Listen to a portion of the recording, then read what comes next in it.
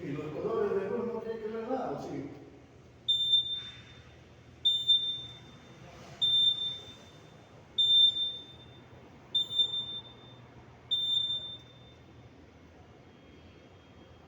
¿Cómo dices?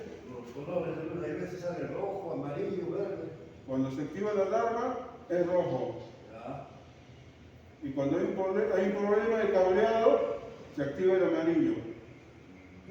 Cuando hay un problema de cableado o ha habido algo, se activa el amarillo. Hay una fuga a tierra, se activa el amarillo.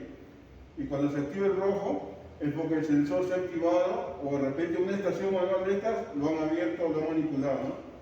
Entonces tú lo silencias, lo reseteas, ¿no? Nada más. Listo. Así es.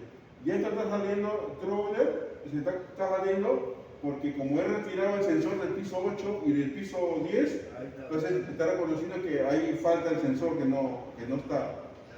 Una vez que el sensor se reponga, esto ya va a desaparecer y va a quedar todo apagado, sin nada. Solamente el rojo se prende cuando se va a activar la alarma, nada más. Listo.